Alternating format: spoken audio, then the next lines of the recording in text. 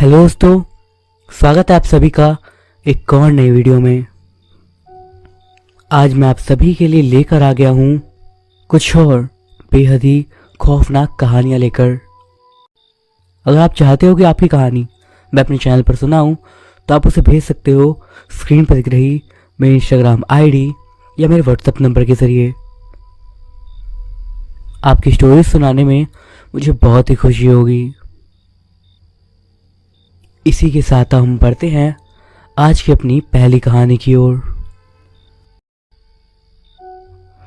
आज इस new year पर ये 18 साल हो गए हैं जब मैंने और मेरी पत्नी ने अपनी बेटी को खो दिया है। मेरी बेटी का जन्म तब हुआ था जब मैं और मेरी वाइफ दोनों की ही उम्र ज़्यादा नहीं थी, यही लगभग 19-20। अब इस बारे में सोच के लगता है कि उसे देखे हुए एक अरसा हो गया है। मेरी बेटी का नाम सुजैन था और उसकी उम्र 6 साल की थी जब वो हमें छोड़कर चली गई। मेरी वाइफ के लिए वो उसका सब कुछ थी और उसके लिए उसको खो देना एक बहुत ही ज़्यादा दुख वाला काम था। हमने साथ रहते समय बहुत करीबी लोगों को खोया, पर मैंने अपनी पत्नी को इतना ज़्यादा टूटा हुआ कभी नहीं देखा जितना हमारी बेटी के जाने के बाद हुआ। मेरी बेटी असल में कहीं गायब हो गई थी। पुलिस ने कई महीनों तक उसे ढूंढने की कोशिश करी पर वो नहीं मिली। उन्होंने अपनी शायद कोशिश तो पूरी करी थी और उन्हें कहीं से भी किसी भी तरह कोई लीड्स नहीं मिली थी केस में, और आखिरकार शायद उन्होंने अब केस पर काम करना ही बंद कर दिया था और वो बस हमसे बोलते थे कि आपकी बेटी कहीं ना कहीं शायद जिंदा है, पर वो शायद आपसे मिलना ही नहीं चाहती है, या फिर कुछ और ही बात हो सकती है जो वो हमसे बोलना नहीं चाहते थे। उस समय क्योंकि वो काफ़ी समय तक अपनी जॉब पर नहीं गई थी तो उसकी जॉब चली गई। अब वो ज़्यादातर समय बस अपने कमरे में रहने लगी और उससे भी ज़्यादा समय सुजैन के कमरे में रहने लगी। वो उसके बचपन वाले पालने के पास बैठी रहती और उसके ही खिलौनों से खेलती रहती। उसका सबसे फेवरेट खिलौना मेरी बेटी का वो खिलौना था जो कि एक गाड़ी थी, लाल रंग की गाड़ी। उस गाड़ी का बटन दबाने पर उसमें लाइट जला करती थी। उसकी बैटरी शायद ख़त्म हो गई थी तो मुझे पक्का नहीं पता था कि वो काम कर रहे थे या नहीं। इस सब को देखकर मुझे काफ़ी ज़्यादा दुख होता था कि मैं अपनी वाइफ के लिए कुछ भी नहीं कर पा रहा हूँ। शायद मैं अपने आप को ही अपनी नज़रों में गिराने लगा था, या फिर ये बस मुझे लग रहा था। इसके बाद से जब भी हर साल नया साल आता उस समय मेरी पत्नी बहुत ज़्यादा बदल जाती। वो बहुत ज़्यादा दुखी रहने लगती और वो हर साल डिप्रेशन में चली जाती, कारण अपनी बेटी को खोना। ज़्यादातर लोगों के लिए 1 जनवरी एक नया साल शुरू करने का ऐसा दिन होता है जिसमें सब हर चीज़ को ख़त्म कर देना चाहते हैं, सारी बुरी चीज़ों को, और एक नई शुरुआत करना चाहते हैं। पर सारा मेरी पत्नी के लिए 1 जनवरी का दिन बस दुखों का अंबार ला कर दे देता था उसको। पर एक बात अजीब थी, इस साल ऐसा नहीं था। इस साल जब न्यू ईयर आया तो मेरी पत्नी सुबह मुझे काफ़ी ज़्यादा नॉर्मल लगी बीते हुए 17 न्यू ईयर्स के मुकाबले। मैंने उसे सोकर उठते हुए देखा और उसके बाद मैं चाहता था कि वो आज दिन भर खुश रहे, इसीलिए मैं उसके मनपसंद ब्रेकफास्ट तैयार कर रहा था। और सबसे अजीब चीज़ जो उस दिन हुई वो थी तब जब मैं घर के बाहर न्यूज़पेपर को उठाने के लिए गया, और उस टाइम पर मैंने घर के बाहर एक एनवेलप पाया। मैंने एनवेलप और न्यूज़पेपर उठाया और तभी अंदर से मेरी वाइफ की आवाज़ आई, क्या हुआ, गेट क्यों खोल रखा है, अंदर आ जाओ, हवा आ रही है। मुझे याद आया कि मैं दरवाज़ा खुला ही छोड़ आया था। मैंने उसे एनवेलप के बारे में बताया तो उसने बोला इसे शांति से टेबल पर रख दो, ज़्यादा से ज़्यादा कोई बिल आया होगा या फिर ऐसा ही कुछ। मैं आज के दिन ये सब नहीं देखना चाहती। मैंने उसकी बात मानी और उस एनवेलप को किचन की टेबल पर रख दिया। मैंने अपनी और अपने वाइफ के लिए कॉफ़ी बनाई और उसके बाद टीवी ऑन करके उसके सामने बैठ गया। लगभग 5 मिनट तक मैंने चैनल बदलता रहा पर मुझे ऐसा कुछ भी नहीं मिला जो मुझे देखने का इंटरेस्ट हो। उस टाइम पर मैंने सोचा कि चलो मैं उस एनवलप को ही देख लेता हूँ। भले मेरा मन नहीं था न्यू ईयर वाले दिन बिल्स देखकर अपना मूड खराब करने का, पर जब से उस समय पर मेरी वाइफ की नौकरी गई थी, उस समय पर हमने जो फाइनेंशियल क्राइसिस अपनी फैमिली पर झेला था, उसके बाद से पैसों को लेकर मैं थोड़ा ज़्यादा ही सोचने वाला इंसान बन गया था। मैंने उस एनवलप को उठाया और उसको फाड़ कर खोल दिया। खोलते वक्त अजीब बात जो मेरे को मिली वो ये कि उसके ऊपर ना तो हमारा एड्रेस लिखा था और ना ही कोई रिटर्न एड्रेस। वो एनवलप ऊपर से बिल्कुल खाली था, उस पर कुछ भी नहीं लिखा था। जब मैंने उसे अंदर खोला तो उस पर ऊपर की साइड बस इतना लिखा था, आपके लिए। मैं ऐसा पढ़कर सोचने लगा कि ये क्या लिखा है, और फिर मैंने उसको पलट कर पढ़ा कि उस पर क्या लिखा था। और जैसे ही मैंने वो पढ़ा, एकदम से मेरे मुंह से एक तेज सांस निकली। मुझे ऐसा लगा कि एक सेकंड के लिए मेरी सांस रुक गई हो। वो पेज देखने में ऐसा लग रहा था जैसे काफी ज्यादा पुराना हो, कई साल पहले लिखा गया हो उस पर। और उस पर लिखा हुआ था, मेरी मौत मुबारक, मेरी मौत मुबारक, मेरी मौत मुबारक, सुन्नू की मौत मुबारक। जब मैंने ये पढ़ा मैं बस वहीं पर खड़ा रह गया और मेरे दिमाग में बस यही ख्याल आ रहा था कि ऐसा कैसे हो सकता है। बस ज़्यादा कुछ ना सोचते हुए मैंने उस लेटर को फाड़ दिया और उसके कुछ टुकड़े कर कर उसे बाहर नाली के पास जाकर फेंक दिया। सारा, जो कि उस समय नहाने गई थी, मुझे उसके आने की आवाज़ आई और मैं बिल्कुल नहीं चाहता था कि वो मुझे उस पेपर को फेंकते हुए देख ले, क्योंकि मैं उसे उसके बारे में बिल्कुल भी पता नहीं चलने देना चाहता था। पर मेरे रोंगटे इस बात से खड़े हो गए थे कि उस लेटर पर जो नाम लिखा हुआ था, सुन्नू, वो हमारी बेटी का वो निकनेम था जो कि मेरी वाइफ और मेरे अलावा और कोई भी नहीं जानता था। मेरा दिमाग हर तरफ सोच रहा था कि आखिर ये सब क्या हुआ, और कोई इतना घटिया मजाक कैसे कर सकता है किसी ऐसे परिवार के साथ जिन्होंने अपना बच्चा खोया हो। अब सारा ऊपर से नीचे आने लगी और वो मेरे साथ आकर टीवी देखने लगी। थोड़ी देर तक चैनल बदलने के बाद मैंने क्राइम शो पर प्ले कर दिया। सारा को क्राइम शोज बहुत पसंद थे। वो तो टीवी देख रही थी, पर बस मेरे दिमाग में कई सारे सवाल आ रहे थे। जैसे जैसे दिन बीतने लगा, मैं इस लेटर वाली बात को अपने दिमाग से निकालने लगा। सारा को मैंने खुश करने के लिए सोचा कि आज उसका फेवरेट डिनर बनाऊंगा और हम दोनों रात में साथ बैठकर एक मूवी देखेंगे। और उसके लिए एक पास ही की ज्वेलरी शॉप से मैंने एक गिफ्ट भी लाया था। मैं उसके लिए नया साल का दिन फिर से स्पेशल बनाना चाहता था, जैसा उसके लिए 18 साल से पहले था। मुझे लग रहा था कि शायद अब वो भी इस सब को भुलाकर आगे बढ़ना चाहती है, क्योंकि 18 साल बीत गए थे इस बात को। मैं खाना बनाने की तैयारी कर ही रहा था कि तभी जो हमारा किचन के पास टेलीफोन रखा था वो बजने लगा। मैंने सारा से कहा कि जरा चेक करो कि किसका कॉल है। उसने बोला ठीक है, पर यहाँ कुछ गड़बड़ मत करना। मैं बोला हाँ, अच्छा मजाक था। इसके बाद सारा ने फोन उठाया और उस साइड कॉल से जो आवाज आ रही थी, शायद वो आखिरी चीज है जो मुझे इतने खतरनाक तरीके से याद थी। ये वो गाना था जो मेरी बेटी अपने बचपन में आज से 18 साल पहले सुना करती थी, और ये उसका फेवरेट गाना था। पता नहीं क्यों मेरी वाइफ ने इस बात पर कोई खास रिएक्ट नहीं करा और उसने कहा, शायद आपने ये रॉन्ग नंबर लगा दिया है, आज हमारे घर में किसी का बर्थडे नहीं है, या फिर शायद आप पूरे टाइम पर बस झूठ बोल रहे हैं। ऐसा कहकर उसने कॉल काट दिया और मैं सोचने लगा कि आखिर मैंने क्या सुना था। मैंने उसे देखकर बस एक झूठी स्माइल दे दी ताकि उसे मेरा बिहेवियर कुछ अजीब ना लगे। उसके फेवरेट खाने वाला आइडिया काम कर गया और उसे मेरा गिफ्ट भी काफ़ी पसंद आया। खाना वाना खाने के बाद हमने सोचा कि अब हमें सोने जाना चाहिए ताकि हम अगली सुबह काम पर समय से निकल जाएं। सारा ऊपर बेडरूम में जा चुकी थी और मैं अपना वही काम कर रहा था। सारे दरवाजे बंद है नहीं, लाइट्स ऑफ है नहीं, ये चेक करना। जब मैं किचन सिंक के पास वाली लाइट को ऑफ करने गया उस टाइम पर मैंने बैकयार्ड की खिड़की से कुछ देखा। दरअसल उस साइड के पीछे वाले एरिया से कुछ झाड़ियां सी जुड़ी हुई हैं।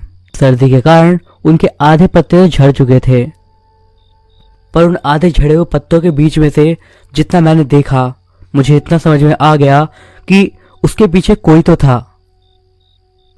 जिस तरह का मैं आदमी था मुझे ये चेक करना बहुत ज़्यादा ज़रूरी था कि वहां पर आखिर कौन है, तभी मैं चैन से सो पाता, वरना नहीं। मैंने अपना फ़ोन उठाया और उसकी फ्लैशलाइट को ऑन करा और बाहर गया और देखने लगा कि वहां पर आखिर क्या था। धीरे धीरे देखते देखते मैं झाड़ियों के पास तक गया और जब मैं उन झाड़ियों के पीछे गया तो मैंने देखा कि वहां पर एक छोटी गाड़ी रखी थी और उसके साइड में 5 गुब्बारे थे जो कि जमीन पर ऐसे ही इधर उधर हिल रहे थे, जो कि उस गाड़ी से बंधे हुए थे। उनमें से एक गुब्बारे के ऊपर कुछ लिखा हुआ था और मैं नीचे झुककर उसे पढ़कर देखने लगा कि आखिर क्या लिखा है। क्या आपको मेरी चिट्ठी मिली? अब मुझे नीचे यहाँ पर अच्छा लगने लगा है। आप यकीन नहीं करेंगे, ये बिल्कुल उसी टेढ़ी मेरी हैंडराइटिंग में लिखा था जैसी मेरी बेटी की थी। मैं डर के मारे, गिल्ट के मारे या फिर शर्म के मारे मैं बस कांप रहा था। मेरे दिमाग ने काम करना बंद कर दिया था और मेरा दिल सोच नहीं पा रहा था कि आखिर हो क्या रहा है। मुझे नहीं पता कि मैं इस बात को कहाँ बता सकता था। मैं और कहीं ईमानदार नहीं हो सकता था, किसी को इस बारे में नहीं बता सकता था, पर मुझे किसी को बताना था। मुझे वो करना पड़ा था। उसका हर टाइम रोना, चीखते चिल्लाते रहना मुझे बिल्कुल अच्छा नहीं लगता था। उसके खिलौनों पर, उसके कपड़ों पर, उसकी स्कूलिंग पर जितना हम पैसा लगा रहे थे मुझे अच्छा नहीं लग रहा था। मेरी पत्नी बस दिन भर उसी के पीछे लगी रहती थी। मुझे ये बात अच्छी नहीं लगती थी। वो हमारे रिश्ते पर एक धब्बे की तरह लग गई थी। वो एक गलती थी, एक गलती जिसे शायद मैंने सुधारने की कोशिश करी थी, पर शायद आज जो हुआ इसके बारे में सोचकर मुझे ऐसा लगता है कि शायद मैं अपनी गलती सुधारने में नाकामयाब रहा। आपको कुछ भी सोचना है सोचिए, मुझे ये करना पड़ा उस समय पर। भले ही सारा अभी बहुत ज्यादा दुखी है, पर शायद एक ना एक दिन जरूर आएगा जब उसे इस बारे में अगर पता भी लगा तो उसे इस बात का दुख नहीं होगा।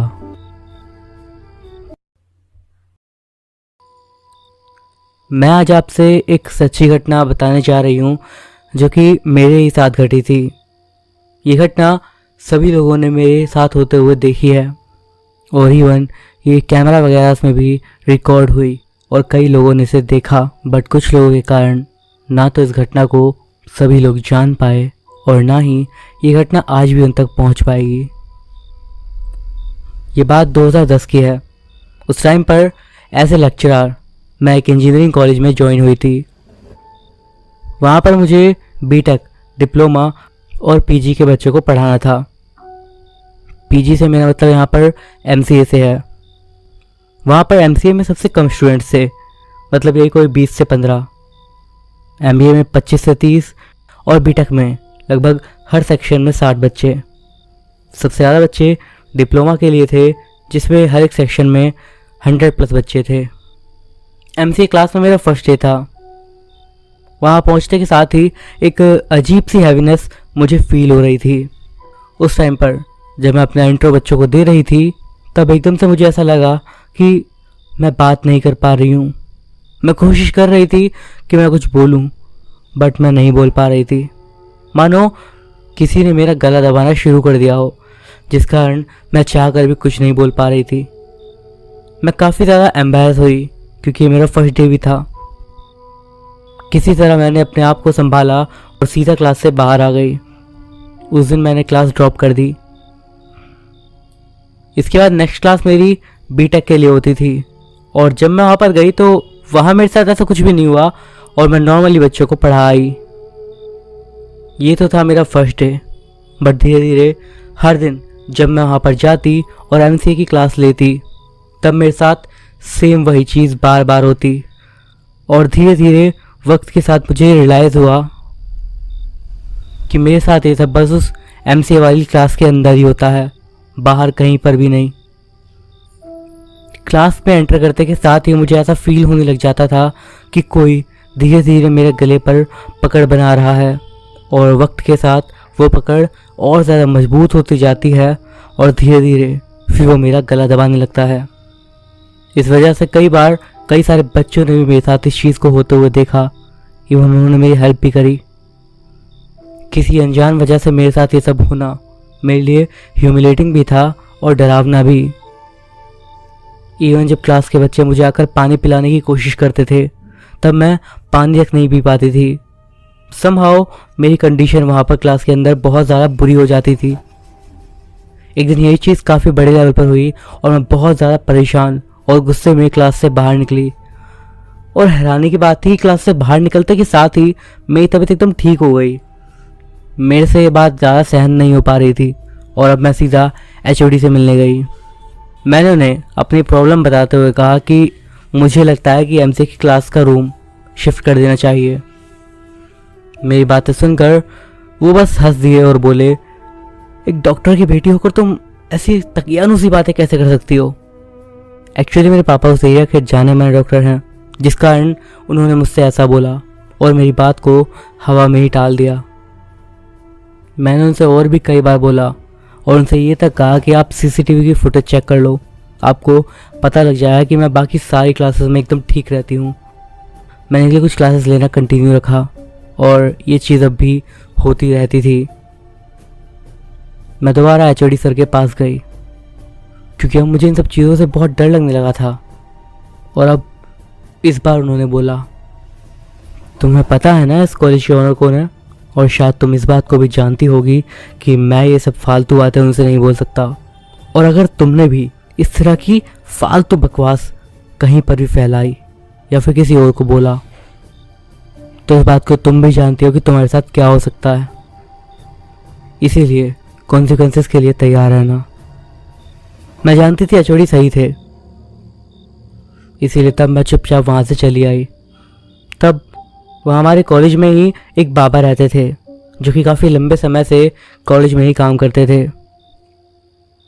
बाबा, मैं उन्हें एज के सेंस में बोल रही हूँ, उन पर मैं काफ़ी विश्वास करती थी और अपनी इसी बात को मैंने उन्हें ही बताया। मेरी सारी बात सुनने के बाद उन्होंने बस इतना कहा, ये कॉलेज तुम्हारे लिए सही नहीं है। इसके बाद उन्होंने एक और बात बोली जो कि मुझसे एचओडी ने भी कही थी कि मैं इस बात को किसी को भी ना बोलूं। जाते जाते उन्होंने मुझसे एक बार फिर कहा, जितना मुझे पता है यहाँ का हवा पानी आपके लिए सही नहीं है, आगे मैं कुछ नहीं बोलूँगा। इसी तरह 2 महीने बीत गए और हर दिन मेरे साथ यही चीज़ें होती। मैं बहुत ज़्यादा परेशान रहने लग गई थी और ये चीज़ मेरे स्टूडेंट्स को भी दिखती थी। और एक दिन इसी वजह से वो सब मिलकर खुद एचओडी के पास गए और उन्होंने अपने सामने ही एचओडी को सीसीटीवी चेक करवाया, जिसमें वो साफ साफ देख सकते थे हर एक चीज़ को, किस तरह मैं हर क्लास में नॉर्मल रहती थी और उस एक पर्टिकुलर क्लास में आकर मेरे साथ वो सब होता था। सभी स्टूडेंट्स ने एचओडी से रिक्वेस्ट करी कि क्लास को चेंज करा जाए और अनऑफिशियली एचओडी हमारी बात मान गए और हमारी क्लास कंप्यूटर लैब में शिफ्ट हो गई। उस दिन से मैंने जब भी क्लास ली कभी भी कुछ भी नहीं हुआ। इसके बाद मैंने वहाँ पर 4 साल तक पढ़ाया, बट कभी भी मैं वापस उस रूम के अंदर नहीं गई। बात करूँ अभी की तो लगभग 2 साल पहले मैंने न्यूज़ में उस जगह के बारे में देखा। हो सकता है आपको मूवी की स्टोरी की तरह लगे, बट उस जगह पर वाकई में एक शमशान घाट था। बट उस ज़मीन को लेकर उसके ओनर के ऊपर केस था हाई कोर्ट में। वो एक शमशान की ज़मीन थी जो कि उन्होंने गलत तरीके से ऑक्यूपाई कर रखी थी। वहाँ पर ना तो कभी कोई पूजा हुई और ना ही कोई शुद्धिकरण। यहाँ ये बात पूरी ज़मीन को नहीं बल्कि ज़मीन के एक पर्टिकुलर हिस्से की है। मुझे पता लगा कि उस ज़मीन के ऊपर केस अब भी चल रहा है, बट उस कॉलेज के कुछ पार्ट्स को बंद कर दिया गया है और ये खास तौर पर वही भाग है इस रूम में हमारे साथ ये सब अजीबोगरीब एक्टिविटीज़ होती थी। इवन बाद में मुझे पता चला कि सिर्फ मैं अकेली नहीं थी जिसके साथ ये सब घटनाएं हुई, वहाँ पर और भी कई लोग थे, बट सबका मुंह बंद करा दिया गया। आप इस बात पर यकीन करो या नहीं, बट मैं ज़रूर मानती हूँ उस एरिया में कुछ तो नेगेटिव एनर्जी थी जो कि शायद बिन बुलाए मेहमानों को पसंद बिल्कुल नहीं करती थी। हो सकता है मेरे साथ घटी ये घटना आपको डरावनी ना लगे, बट मेरे लिए तो ये डरावनी भी है और बिल्कुल सच्ची भी। अब डिसाइड आप करिए, आपको सच्ची कहानी जाननी है या फिर डरावनी।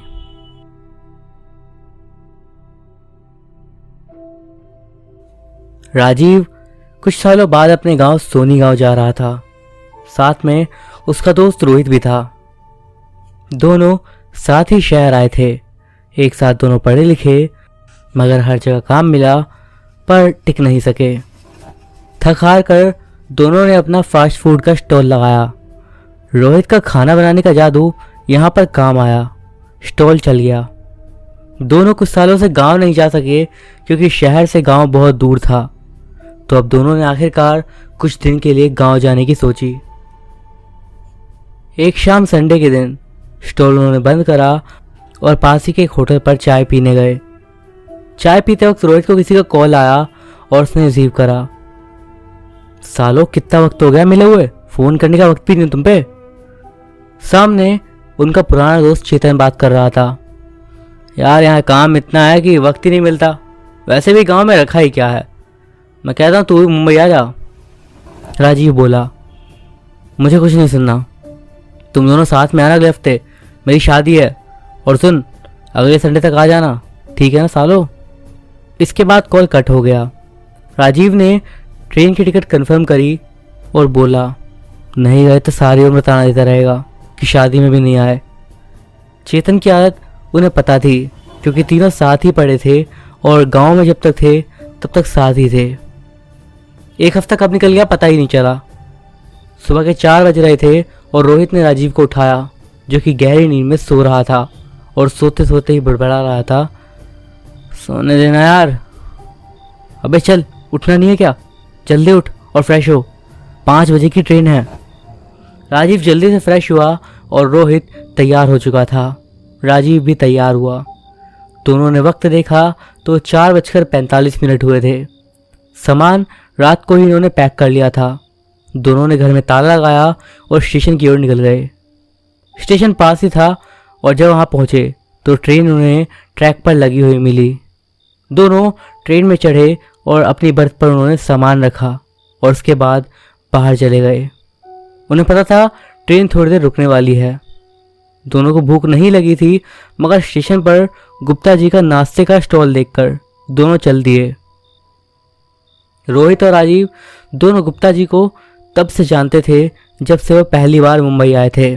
दोनों को एक साथ देखकर वो थोड़े हैरान हुए और बोले, अरे भाई आज दोनों साथ कहाँ घूमने जा रहे हो? नहीं काका, बस कुछ दिन के लिए गांव जा रहे हैं, वो दोस्त की शादी है। तभी गुप्ता जी ने दोनों को गर्मा गर्म पोहा दिया और दोनों ने नाश्ता करा और उन्हें शुक्रिया किया। रोहित ने पैसे देने चाहे मगर गुप्ता जी ने मना कर दिया। ठीक है बेटा, संभल कर जाना, कहकर उन्होंने उन्हें विदा कर दिया। पीछे से किसी ने आवाज़ लगाई, तब तक दोनों ट्रेन में जाकर बैठ चुके थे। ट्रेन धीरे धीरे रफ्तार पकड़ने लगी और दोनों शहर को टकटकी लगाकर देख रहे थे। एक और अपनों से मिलने की खुशी और दूसरी ओर इतने साल शहर में रहते हुए उन्हें यहाँ से भी लगाव हो गया था। ट्रेन शहर को छोड़कर आगे बढ़ रही थी। रोहित खूबसूरत वादियों को मज़ा ले रहा था और दूसरी ओर राजीव, उसकी तो आंख लग गई थी। राजीव की अचानक आंख खुल गई। जब उसने बाहर देखा तो ट्रेन एक स्टेशन पर खड़ी थी। धूप निकल आई थी और रोहित को सामने ना पाकर राजीव चारों ओर स्टेशन पर उसे ढूंढने लगा। उसने अपना फ़ोन निकाला और तभी देखा कि रोहित सामने से आ रहा था। दोनों हाथ में उसके प्लेट थी छोले भटूरे की। राजीव पास गया और उस पर बरस पड़ा। अबे इतना घबरा गया था मैं, एक बार बता के तो जाता।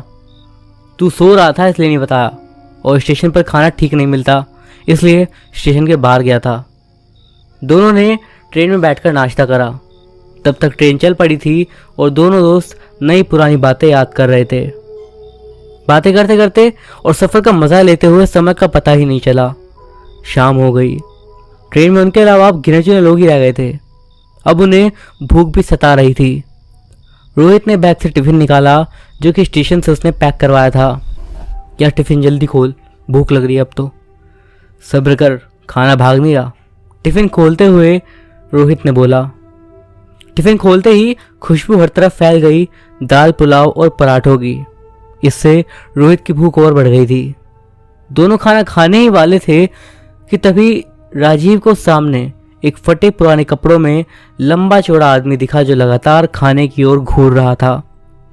राजीव ने उसे देखा तो उसने रोहित को बताया और रोहित ने देखा तो वो बोल पड़ा, यार तुझे नींद आ रही है, वहां कोई नहीं है, खाना खा और सो जा।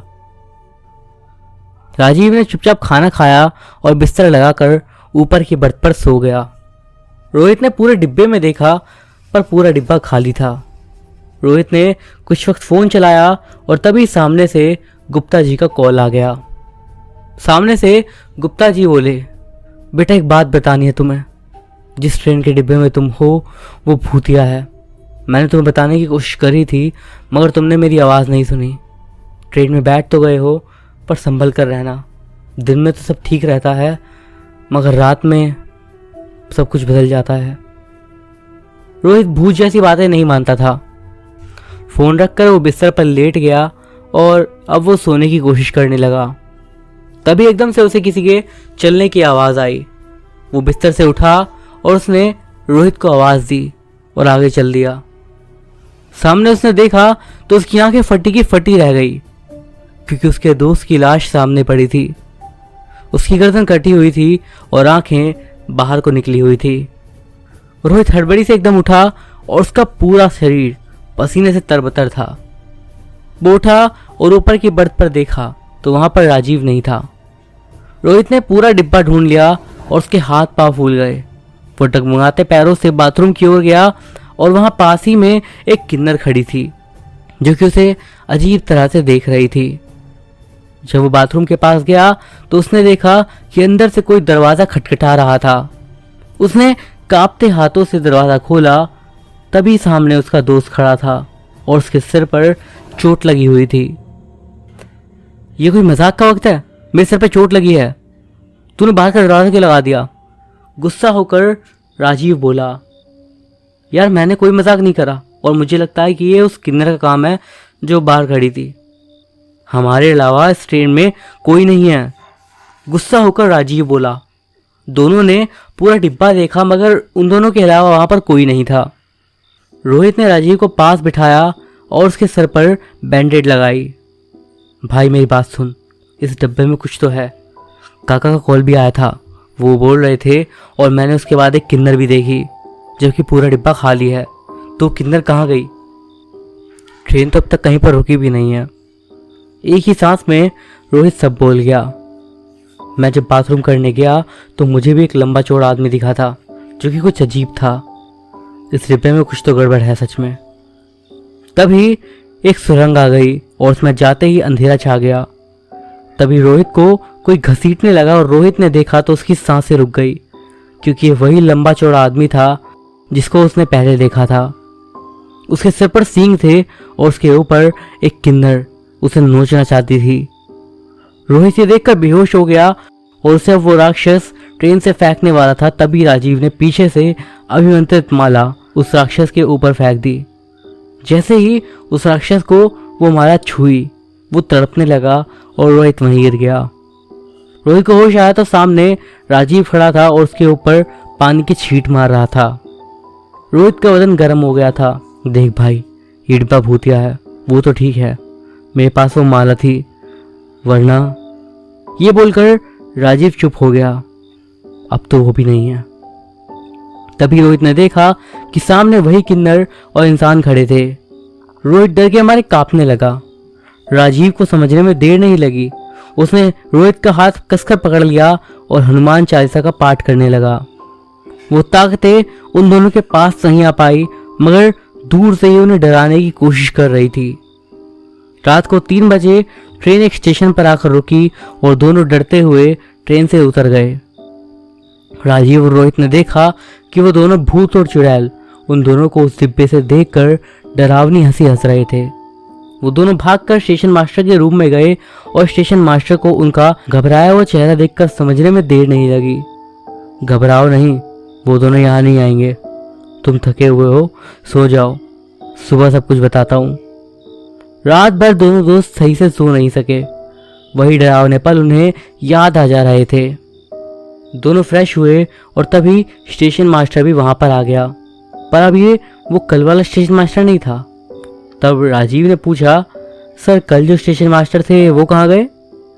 तब वो चौंक कर बोला, मैं ही यहाँ का स्टेशन मास्टर हूँ।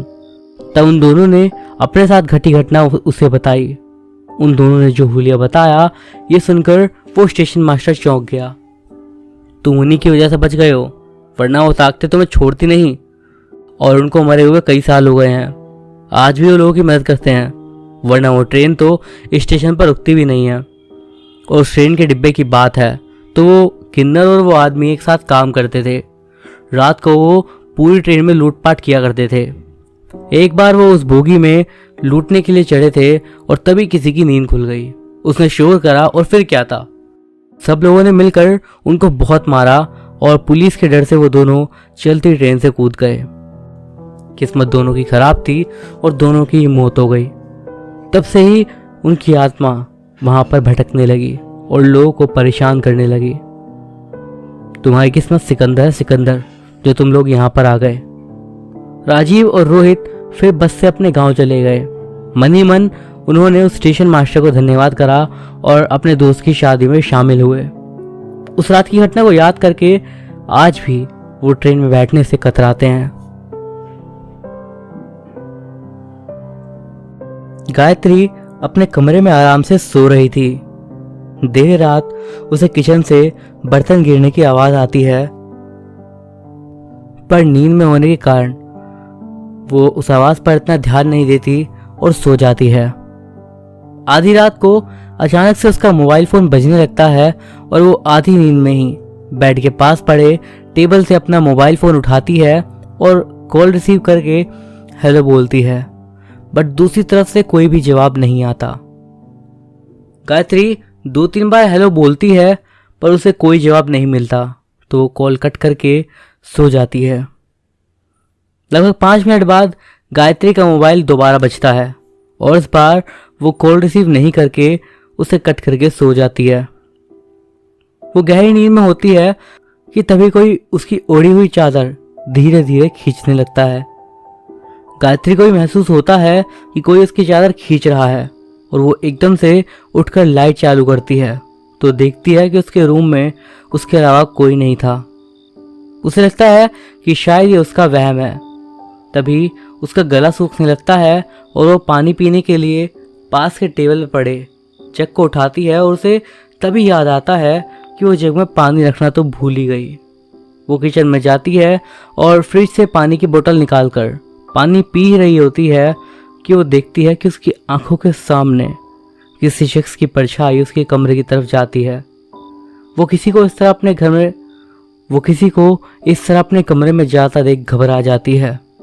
गायत्री को अजीब भी लगता है क्योंकि वो इस घर में अकेली ही रहती है, तो फिर आखिर कौन हो सकता है। ये सोचते हुए जल्दी से पानी की बोतल फ्रिज में वापस रखकर उस परछाई को देखने के लिए वो अपने कमरे में जाती है। गायत्री पूरे कमरे में नजर दौड़ाती है पर उसे तब कोई भी दिखाई नहीं देता। उसे समझ में भी नहीं आता कि उसके साथ आखिर क्या हो रहा है। वो पूरे घर में घूमकर चेक करती है कि वहां पर कोई है तो नहीं, कोई चोर या कुछ, बट वहां पर उसे कोई नहीं मिलता।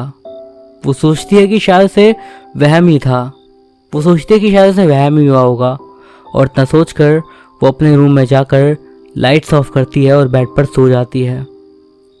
गायत्री आराम से सो रही होती है कि तभी जैसे उसे कोई उसका नाम लेकर पुकारता है। अपना नाम सुनकर गायत्री आधी नींद में ही अपने बेड पर उठकर आंखें मलने लगती है और बोलती है, कौन है?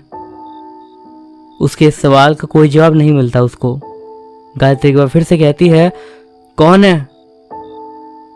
तभी वो अपनी आंखें पूरी तरह खोलकर अंधेरे कमरे में चारों तरफ नजर दौड़ाती है और तब उसे कोने में खिड़की के पास चांद की हल्की रोशनी में किसी शख्स की परछाई दिखाई पड़ती है, पर गायत्री उस शख्स का चेहरा सही से नहीं देख पा रही थी। पूरे कमरे में अंधेरा होने के कारण गायत्री को कुछ भी अच्छे से दिख नहीं पा रहा था। वो डरते घबराते हुए लाइट्स ऑन करती है, पर कमरे की लाइट्स चालू ही नहीं होती। तभी गायत्री पास ही पड़े टेबल पर अपना मोबाइल उठाती है और उसका फ्लैश ऑन करती है। उसी की रोशनी में वो थोड़ी हिम्मत करके अपने बेड से उठकर उस शख्स की तरफ जाती है और उसके पास जाकर उससे डरते और घबराते हुए बोलती है, कौन हो तुम? गायत्री मोबाइल की फ्लैश में भी उसका चेहरा नहीं देख पा रही थी, क्योंकि वो शख्स दीवार की तरफ मुंह करके खड़ा हुआ था। गायत्री डरते हुए उस शख्स के कंधे पर हाथ रखती है और बोलती है, कौन हो तुम? गायत्री का इतना बोलना ही था कि वो शख्स पीछे मुड़ता है और गायत्री के मुंह से एक जोरदार चीख निकलती है, तुम? ऐसा बोलते हुए अपने कदम वो पीछे लेने लगती है। वो शख्स एक डरावनी मुस्कान देते हुए बोलता है, क्या हुआ? मुझे पहचान नहीं पाई मेरी प्यारी गायत्री? तुम तो कहती थी कि मैं तुम्हारी आहट पहचान लेती हूँ, फिर आज क्या हुआ? पर तुम हाँ, मैं तो। इतना बोलकर अभिनव गायत्री की तरफ गुस्से से देखते हुए बोलता है, मैं तो मर चुका हूं, तुम अभी नहीं हो सकते। क्यों? मैं तुम्हारे सामने खड़ा हूं और तुम मुझे देखकर इतना घबरा क्यों रही हो? अपने कदम पीछे लेते हुए गायत्री कमरे के दरवाजे तक पहुंच जाती है, पर दरवाजा धड़ाम की आवाज के साथ ही उसके मुंह पर बंद होता है। वो जोर से चिल्लाती है। गायत्री की आंख एक बुरे सपने से खुलती है और वो एक गहरी सांस लेते हुए मन में सोचती है, उफ, बस एक सपना था। वो बेड के पास ही रखे टेबल से अपना मोबाइल फोन उठाकर उसमें समय देखती है तो रात के 2 बज रहे थे। वो टेबल पर मोबाइल रखने जाती है कि तभी उसके फोन पर एक कॉल आता है। मन ही मन वो सोचती है कि इस समय किसका कॉल है, बट वो नाम पढ़कर हैरान रह जाती है। अभी अचानक से उसके कमरे में उसे ठंड का एहसास होने लगता है। तभी उसे अपने कानों के पास किसी की तेज सांसों की आवाज आती है और वो जो भी था उसके कानों में धीरे से कहता है, मुझे भूल गई। डर की वजह से गायत्री का फोन उसके हाथ से छूटकर नीचे गिर जाता है और वो डरते हुए रूम की लाइट को ऑन करती है। कमरे की लाइट अपने आप अचानक जलने बुझने लगती है और गायत्री जब पलटकर उस आवाज की दिशा में देखती है तो कमरे की जलती बुझती लाइट में उसे अभिनव का चेहरा दिखाई देता है। वो डरते हुए बेड पर से उठकर बाहर की तरफ भागने के लिए रूम के दरवाजे तक जाती है, पर उसकी लाख कोशिश के बाद भी रूम का डोर नहीं खुलता। उसे थोड़ी देर पहले आए अपने सपने की याद आती है तो वो अपने आप से कहती है, नहीं, ये सब बुरा सपना है। गायत्री जाग जा, अभिनव वापस नहीं आ सकता, वो मर चुका है, ये एक सपना है। तभी उसकी तरफ अपने कदम बढ़ाता हुआ अभिनव उसे दिखाई देता है और कुछ दूरी पर खड़ा होकर वो उससे कहता है, सपना नहीं सच है, मैं वापस आ गया हूँ, मौत भी हमें अलग नहीं कर सकती। मैं तुम्हारे लिए वापस आया हूँ और तुम मुझे देखकर खुशी नहीं हो? मैं तुम्हारे लिए मरकर भी लौट आया हूँ, इतना प्यार करता हूँ तुमसे और तुम इस बात से थोड़ी सी भी खुश नहीं हो। आखिर क्यों तुम मेरे साथ ऐसा कर रही हो? मैं पागलों की तरह तुमसे प्यार करता हूँ और तुम मुझसे दूर भाग रही हो। मैंने तुमसे कितनी बार कहा था कि मैं तुमसे प्यार नहीं करती, फिर भी तुमने मेरा पीछा करना नहीं छोड़ा। क्यों नहीं छोड़ते मेरा पीछा? बोलते बोलते गायत्री रोने लगती है। मैं गांव से शहर अपनी पढ़ाई पूरी करने के लिए आई थी और कुछ बनने के लिए आई थी। इसके अलावा मैंने कुछ भी नहीं सोचा था और ना ही ये सोचने का वक्त है मेरे पास। फिर भी तुम हाथ धोकर मेरे पीछे पड़ गए। पर उस दिन जब मैंने क्लास में सुना कि तुम्हारा एक्सीडेंट हो गया है और इलाज के दौरान तुम्हारी मौत हो गई, तो मुझे लगा, तो तुम्हें लगा कि तुम्हारा पीछा छूट गया मुझसे। बहुत निर्दयी हो तुम। तुम्हें मेरी मौत का थोड़ा सा भी दुख नहीं हुआ? तुम अपनी बकवास बंद करो और चले जाओ यहाँ से। मेरे दिल में तुम्हारे लिए सिर्फ और सिर्फ नफरत है और मुझसे दूर रहो। वैसे भी इस दुनिया से तुम जा चुके हो, तो अब ऐसा कभी नहीं हो सकता ना। ऐसा क्या, मैं आज क्या कभी भी तुम्हारा पीछा नहीं छोड़ने वाला। अब मैं हमेशा के लिए तुम्हारे साथ रहूंगा और तुम्हें कभी भी किसी और का नहीं होने दूंगा। मैं और तुम, हमारी दुनिया एक साथ है। हमें कोई अलग नहीं कर पाएगा, खुद तुम भी नहीं। ऐसा कभी नहीं होगा। और तुम्हारा क्या मतलब कि हम तुम्हारी दुनिया में रहेंगे? गायत्री और कुछ कहती इससे पहले ही अभिनव उसकी तरफ बढ़ने लगता है और अचानक से गायत्री की आंखों के आगे अंधेरा छाने लगता है। अगले दिन शाम के वक्त गायत्री की आंख अचानक से खुलती है। उसके कानों में कई सारी आवाज़ें गूंज रही थी। वो अपने आसपास देखती है तो वो अपने कमरे में थी और उसे कल रात की बात याद आती है। तो अपने आप से कहती है कि अभिनव वापस कैसे आ सकता है, और उसका कहने का क्या मतलब था कि अब हम उसकी दुनिया में एक साथ रहेंगे। तभी बाहर से आती हुई आवाज़ों से उसका ध्यान टूटता है और अपने आप से वो कहती है, ये सब आवाज़ें, ये सब तो बाहर से आ रही हैं। गायत्री अपने रूम से बाहर निकलकर देखती है तो उसके आंगन में उसकी माँ और उसके पापा फूट फूट कर रो रहे थे और उसकी आंखों के सामने उसका मृत शरीर पड़ा था। गायत्री की फ्रेंड सुनिधि उसे आज सुबह कॉलेज जाने के लिए उसे बुलाने आई थी, पर उसके कई बार नॉक करने पर भी जब गायत्री ने दरवाज़ा नहीं खोला तो उसने पड़ोसियों की मदद से दरवाज़ा खुलवाया। सुनिधि ने अंदर जाकर देखा तो गायत्री अपने रूम में फर्श पर पड़ी थी और उसकी मौत हो चुकी थी। तभी सुनिधि ने कॉल करके गायत्री की माँ और पापा को गांव से शहर बुलाया और उन्हें सब कुछ बताया। गायत्री अपनी माँ और पापा को रोता देखकर बहुत दुखी होती है और तभी उसके पीछे अभिनव आकर खड़ा हो जाता है और कहता है, कहा था ना मैंने, मैं तुम्हें किसी भी कीमत में पाकर रहूंगा।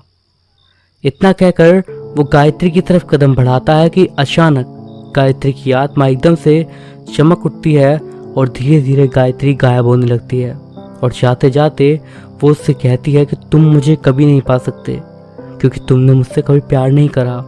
बस पागलों की तरह मुझे पाने के बारे में सोचा, लेकिन मैंने हमेशा अपने सपनों से प्यार किया और उन्हें पूरा करने की कोशिश करी, पर तुमने मेरी जिंदगी और मेरे सपने सब मुझसे छीन लिए।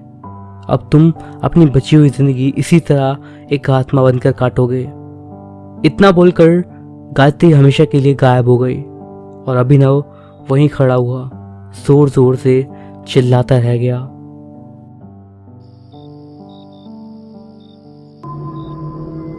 छोड़ो मुझे इस तरह बंदी बनाकर तुम कभी खुश नहीं रह पाओगे। तुमने मेरे शरीर को कैद किया है, मेरे पंखों को नहीं। रोशनी के माथे पर पसीने उभरने लगे थे। उसकी आंखें बंद थी। वो खुद को छुड़ाने के लिए प्रयास कर रही थी। उसके पैरों में एक अजीब सी जकड़न थी, मानो कोई उसे पकड़े हुए है। होठ फड़फड़ा रहे थे और आवाज नहीं निकल पा रही थी। अचानक से ही अलार्म की आवाज से वो झट से उठकर बैठ गई और लंबी लंबी सांस लेने लगी। गला सूख गया था। सपना था। पसीना पोंछते हुए उसने बताया। सुबह के 5 बज चुके थे। उसने एक गहरी सांस ली और आंखें बंद करके ईश्वर का नाम लिया। रोशनी को ऐसे डरावने सपने बहुत बार आए हैं, पर यह सपना उसे बचपन से परेशान कर रहा है। रोशनी कॉलेज जाने के लिए तैयार हो चुकी थी, क्योंकि उसका कॉलेज दूसरे शहर में था, इसलिए वो अकेली रहती थी जोधपुर में। कॉलेज जाने के लिए वो बस में बैठी और खिड़की से बाहर देखने लगी। पेड़ों को देखते देखते वो अपने सुबह के सपने में खो गई। खिलखिलाती हुई किसी लड़की की हंसी, पायल की छन छन, सुरीले गीतों की आवाज, पानी में पैरों की छटछटाहट और उसका शोर। बड़े बड़े महल, खूबसूरत कारीगरी, पैरों में बंधी बेड़ियां, रोता चेहरा और जमीन पर गिरे हुए आंसू। यह कुछ धुंधली तस्वीरें थी जो कि बचपन से रोशनी के सपनों में आती थी।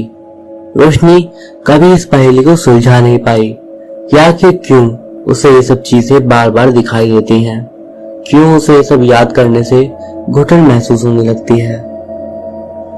अभी 1 महीना पहले ही तो उसका एडमिशन जोधपुर के कॉलेज में हुआ है। जब से वो यहाँ आई है तब से ऐसी एक भी रात नहीं है जिसमें रोशनी को ये धुंधली तस्वीर ना दिखी हो। जाने क्या नाता है इस शहर का रोशनी से कि उसे यहाँ घुटन में भी सुकून मिलता है। ये सब सोचते सोचते उसका कॉलेज आ गया और वो अपने ख्यालों से बाहर आकर हकीकत में पहुंच गई। कॉलेज में वो रोज की तरह अपने दोस्तों से मिली। हे रोहन, हे शिखा, निशान, सूरज, हाय, मुस्कुराते हुए रोशनी ने कहा। सबसे हंसी मजाक करा और तभी क्लास की घंटी बज पड़ी।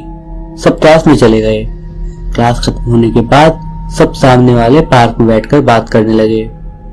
आज मैं तुम सबको एक कहानी सुनाता हूँ, रोहन ने गंभीर स्वर में कहा। शिखा हंसते हुए बोली, अकबर बीरबल की। और ये सुनकर सब हंसने लगे। नहीं, रोहन गुस्से से बोला। सभी शांत हो गए। ये कहानी है चांद बावड़ी की। वैसे तो उसे कई सालों से खूनी बावड़ी कहते हैं, क्योंकि जो भी वहां गया है आज तक नहीं लौटा। Basically it's like an Indian urban legend. सुना है वह सभी लोगों को निकल जाती है। रोहन ने धीमी आवाज में कहा, व्हाट नॉनसेंस, तो आज के जमाने में होगा इन सब बातों पे यकीन करता है? निशा ने चिढ़ते हुए बोला। सूरज ने कहा, क्या यार रोहन, तू कब से इन बातों पर विश्वास करने लगा? रोशनी चुपचाप बैठी थी। उसने सहमी सी आवाज में पूछा, ऐसा क्या हुआ था उस जगह पर? ये कहानी तो वहां जाकर ही पता चलेगी, क्योंकि खूनी बावड़ी की कहानी का रहस्य आज भी रहस्य है। बस इतना पता है कि वहां बहुत सुंदर रानी थी, चांद जैसे चेहरे वाली, इसलिए राजा ने उसकी बावड़ी का नाम चांद बावड़ी रखा था। रोहन ने कहा, तू हमें सब क्यों बता रहा है? क्योंकि हम सब आज शाम को वहां जा रहे हैं, इसलिए।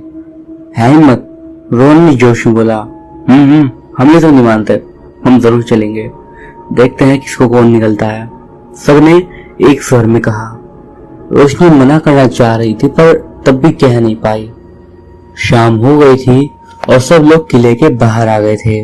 किले की सुंदरता और कलाकारी को देखकर उनकी आंखें चमक उठी थी। रोशनी को जगह जानी पहचानी लग रही थी। वो आगे बढ़ने लगी और किले के अंदर पहुंच गई। कोई इतनी सुंदर जगह को खूनी कैसे बता सकता है? शिका ने खुशी से बोला।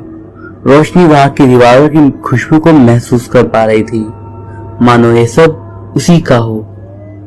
महल में लगी चित्रकारियों को देखकर उसे याद आया कि ये सब वही है जो उसने बचपन से अपने सपने में देखा है। वो अधीर होने लगी और गहरी गहरी सांसें भरने लगी।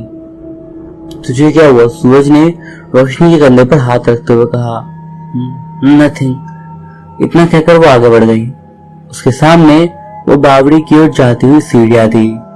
जैसे जैसे सीढ़ियां उतरती वैसे वैसे पायल की छनछन उसके कानों में गूंजने लगती।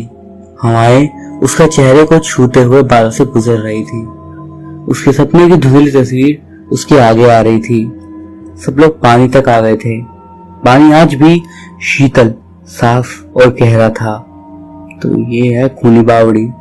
खूनी नहीं, सच में चांद लगती है, निशा ने जोर से बोला। सूरज ढल चुका था और तारे धीरे धीरे टिमटिमाने लगे थे। उन्होंने वहीं पर सूखी लकड़ियों में आग जलाई और बात करने लगे। रोशनी का बातों में कोई ध्यान नहीं था। वो तो बस अपनी ही दुनिया में खोई हुई थी। देख लिया रोहन, जो तूने सुनाया था वो सब बस झूठी अफवाहें थी और कुछ नहीं, शिखा ने जोर देते हुए कहा। हाँ भाई, मान लिया, रोहन ने हाथ जोड़ते हुए कहा। सब कुछ अचानक शांत हो गया। ठंड बढ़ने लगी थी। हवा जोर जोर से चलने लगी थी। सरसराती हुई पत्तियों की आवाज कान में पड़ रही थी कि अचानक किसी के चीखने की आवाज आई। सबके चेहरे पर एक साथ हवाइयां उड़ गई। ये आवाज? सूरज ने डरते हुए पूछा। सबने पीछे मुड़कर देखा तो बहुत सारी औरतें घाघरा पहने हुए घूंघट में, हाथ में मशाल लिए उनकी ओर आ रही थी। सब जोर से चिल्ला पड़े। तभी पानी में से एक हाथ ने रोशनी के पैरों को पकड़ा और अपनी ओर खींच लिया। बचाओ, रोशनी चिल्लाकर बोली। जब तक बाकी सभी रोशनी को देखा तब तक वो पानी के अंदर जा चुकी थी। वो बाहर निकलने का जितना प्रयास करती उतना ही अंदर जाने लगती। वो थक गई थी और आखिर बेहोश हो गई। उसके कानों में मधुर स्वर गूंज रहा था। जैसे ही उसने अपनी आंख खोली वो हैरान रह गई। उसके सामने महल का दरबार था, जहाँ एक बहुत ही खूबसूरत लड़की राजा के लिए गाना गा रही थी।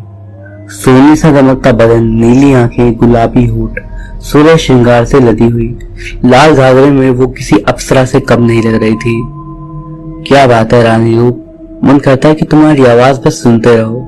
सच में तुम्हारी जितनी प्रशंसा करे उतनी कम है। तुम्हारी खूबसूरती हमारे शान में चार चांद लगा देती है।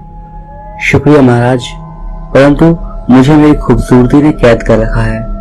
इसी के कारण मुझे महल से बाहर भी नहीं निकलने दिया जाता, ताकि कोई मुझे देख ना ले। मैं अब यहाँ एक पल नहीं रुक सकती। मेरा यहाँ पर दम घुटने लगा है। मुझे आजादी चाहिए। मुझे आपके महल के ऐश्वर्य से ज्यादा प्रिय मेरी आजादी है।